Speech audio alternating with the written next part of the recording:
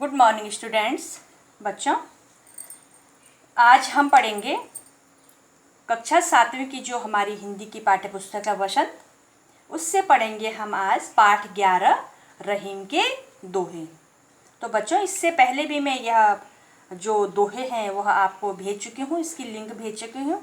आपने समझ लिया होगा, पढ़ लिया होगा, और मैंने ये जो दोहे हैं यह भी आपको याद करने के लिए दिए थे। तो बच्चों, ये जो दोहे होते हैं यह हमें महत्वपूर्ण जानकारी देते हैं, महत्वपूर्ण शिक्षा देते हैं। ये छोटे छोटे दोहे, इनमें बहुत गहराई से अर्थ छुपा हुआ होता है। और ये जो दोहे होते हैं यह विशेष प्रकार के छंद होते हैं जो कि कविता को लिखने का तरीका होता है या ढंग होता है। तो अब हम बढ़ते हैं अपने दोहों की तरफ। आपने ध्यान से सुनना है। तो जो हमारा पहला दोहा है वह है, कही रहीम संपत्ति सगे बनत बहुत बहुरीत, विपत्ति कसौटी जे कसे तेई साँचे मीत। तो रहीमदास जी ने ये जो दोहा है इसके बारे में बताया है, एक सच्चे मित्र के बारे में बताया है कि एक सच्चा मित्र कैसा होता है, ये एक सच्चे मित्र को कैसा होना चाहिए। तो रहीमदास जी क्या कहते हैं कि कही रहीम संपत्ति सगे बनत बहुत बहु रीत। जब हमारे पास, रहीमदास जी कहते हैं कि धन संपत्ति के होने पर, जब हमारे पास धन संपत्ति होती है तो क्या होता है, हमारे सभी सगे बन जाते हैं, हमारे सभी मित्र बन जाते हैं। लेकिन विपत्ति कसौटी जे कसे तेई साँचे मीत। लेकिन सच्चा मित्र कौन होता है, जो कि विपत्ति, जो कि मुसीबत में हमारा साथ दे, वह हमारा क्या होता है, सच्चा मित्र होता है। धन के आने पर तो बहुत लोग मित्र बन जाते हैं। जब हमारे पास खूब धन संपत्ति होती है तो बहुत लोग हमारे मित्र बन जाते हैं। लेकिन सच्चा मित्र कौन होता है, जो मुसीबत में हमारा साथ दे, उसको क्या कहते हैं, सच्चा मित्र कहते हैं।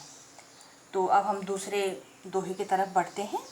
जाल परे जल जात बही तज मीनन का मोह, रहीमन मछली नीर को तऊ न छाड़ती छोह। अब देखो जो दूसरा दोहा है, इस दोहे में मछली का जो पानी है उसके प्रति अनन्य भाव, अनन्य प्रेम के बारे में बताया गया है। मछली का जो पानी के प्रति कितना प्रेम होता है उसके बारे में बताया गया है इस दोहे में। तो जाल परे जल जात बही तज मीनन का मोह। अब देखो, जब हम मछली पकड़ते हैं, जब मछुआरे मछली पकड़ते हैं तो क्या होता है, एक जाल डाला जाता है और जो मछली होती हैं वो उस जाल में, बहुत सारी मछलियाँ उस जाल में आ जाती हैं और पानी क्या है, नीचे तालाब में ही रह जाता है, समुद्र में ही या नदी में ही, जहाँ से भी हम मछली पकड़ते हैं, पानी क्या है, मछली का साथ छोड़ देते हैं। लेकिन ध्यान से सुनना इस दोहे को कि रहीमदास जी कहते हैं कि जाल परे जल जात वही तज मीनन का मोह। जब क्या करते हैं, जाल डाला जाता है किसमें, पानी में, तो जो जल होता है वह किसका साथ छोड़ देता है, मछली का साथ छोड़कर आगे निकल जाता है। परंतु रहीमन मछली नीर को तऊ न छाड़ती छोह। लेकिन जो मछली होती है उसका पानी के प्रति क्या होता है, अनन्य प्रेम होता है। वह पानी से बहुत प्यार करती है, क्योंकि वह पानी के बिना तो मछली एक सेकंड भी जीवित नहीं रह सकती है।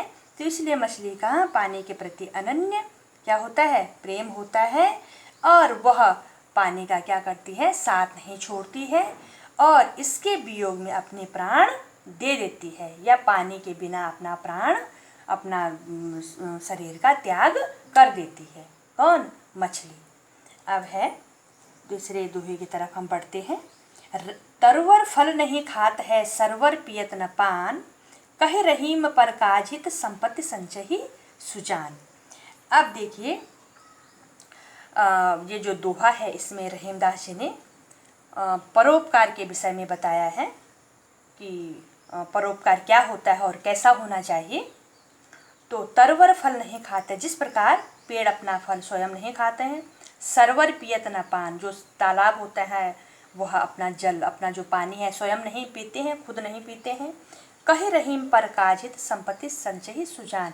रहीमदास जी कहते हैं कि जो सज्जन व्यक्ति होते हैं, जो अच्छे व्यक्ति होते हैं, वह धन का जो संचय करते हैं वह परोपकार के लिए धन का संचय करते हैं। अपने निजी स्वार्थ के लिए, अपने खुद के लिए धन का संचय नहीं करते हैं, बल्कि परोपकार की भावना से धन का संचय करते हैं। धन को इकट्ठा करके उसको किस में लगाते हैं?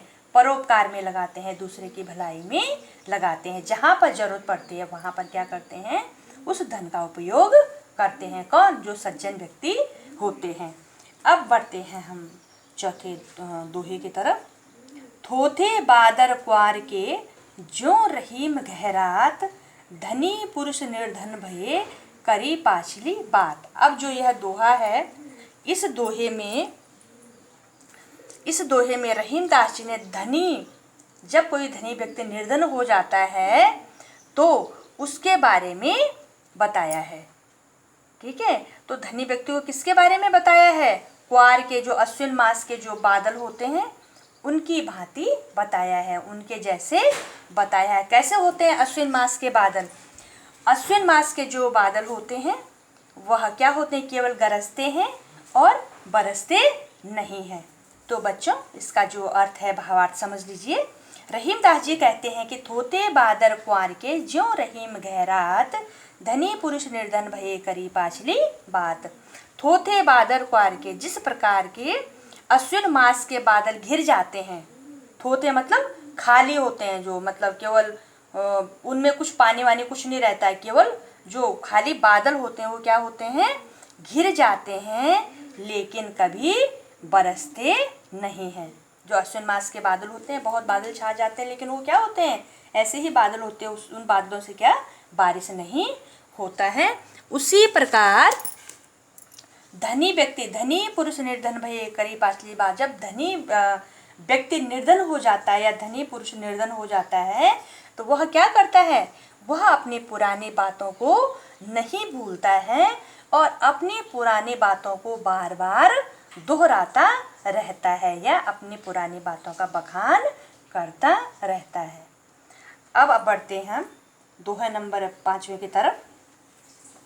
धरती की सी रीत है शीत घाम ओ मेह, जैसी परे सो सही रहे त्यों रहीम यह दी है। अब देखो यहाँ पर इस जो ये दोहा है, इस दोहे में रहीमदास जी ने मानव शरीर की तुलना किससे की है?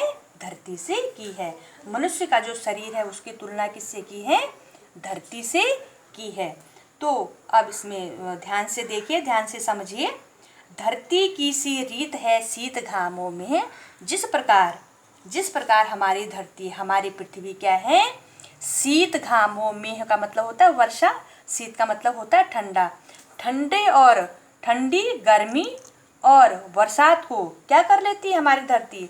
सहन कर लेती है। उसी प्रकार जैसे परेशो सहरे त्यों रहीम यह दे, उसी प्रकार हमारा शरीर भी सभी प्रकार के कष्टों और सभी प्रकार के मुसीबतों को सह सकता है, सहन कर सकता है। तो बच्चों, आपने ये दोहे पढ़े और इन दोहों के बारे में समझा और आपने ये दोहे लिखने भी हैं और इनको याद भी करना है। और आज मैं आपको कुछ रिटर्न वर्क भी दूंगी, वो भी करना है। और जहाँ पर आपको किसी भी प्रकार की कोई दिक्कत होती है, किसी भी प्रकार की कोई परेशानी होती है, तो आप मुझे कॉल कर सकते हैं या मैसेज कर सकते हैं। धन्यवाद।